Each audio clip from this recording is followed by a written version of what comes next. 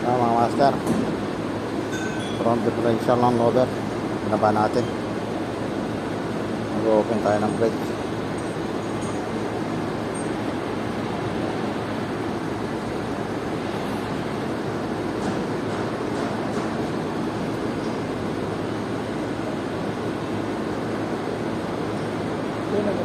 Ha? Inside? Ada inside. Nothing open. Ada brake na.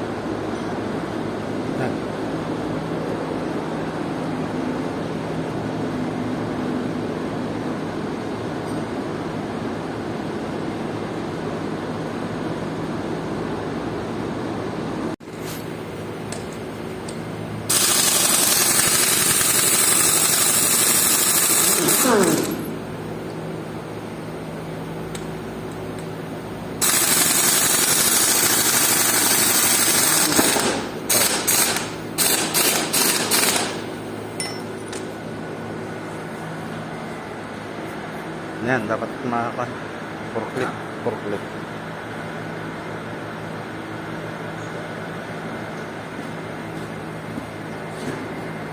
Alis na sila.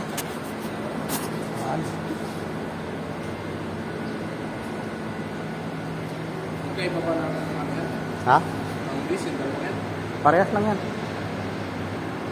Kaya lang open yung kabila na yon kasi doon Isa kami kasama housing. diyan kasi dumadaan yung pag sinet up yung kanya, yung gear niya, yung Catalina. Dito sa isang ito. Oh, kasi yung Catalina niyan, hiwalay, pinyon lang yan. Hindi kasama yung Catalina at saka pinyon. Yung Corona niya. Dito ang pasok dito. Oo. Saka ito. Iwala ito. Kaya bukas yan.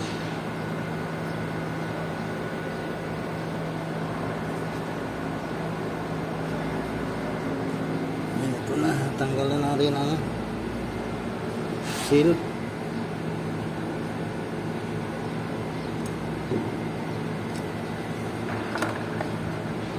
Balik na yan. Itong lining, ubos na. Brake, ubos na. Wala nang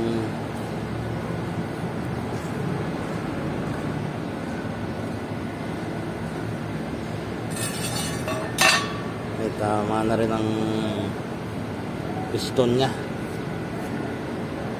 Palit na rin ang piston.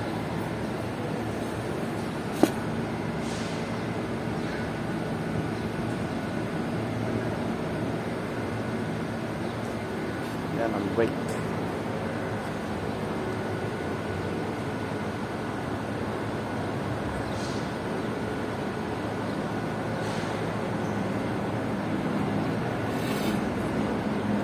Ang kanyang disc.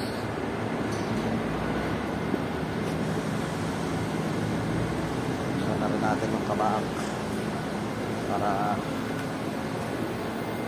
trabaho lang.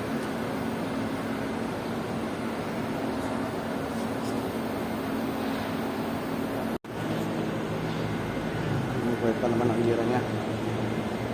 Wala nang problema. Preno lang. Hindi nga maingay, tumutunog pag nagpreno. Tapos na pala yung kanyang brake disc.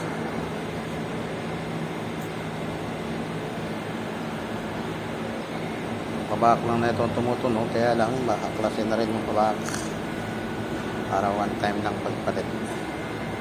Sabay.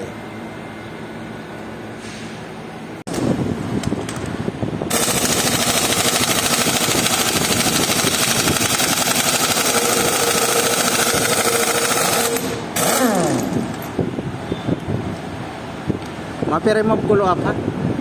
Owl down, button up. Because you remove up, button this, like this.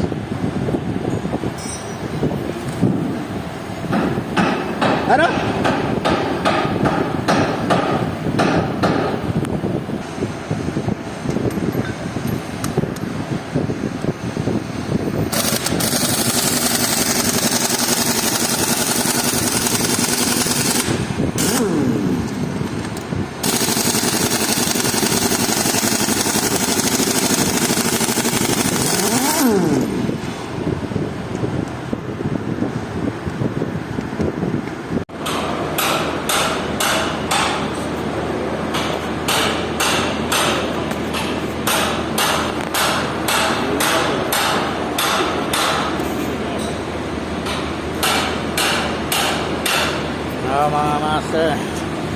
Ito sira ang ating mga clutch. Brake piston. Brake plate. Ubus na. May mga tama na. Yan. At yan. Ating seal. May damage na.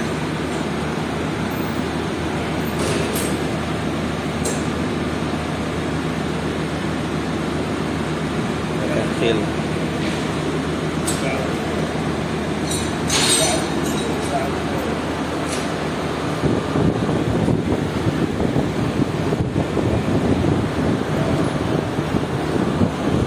Magbukas pa rin tayo ng coolant differential para ma-check na rin yung kabak na try na yung differential ka ulit.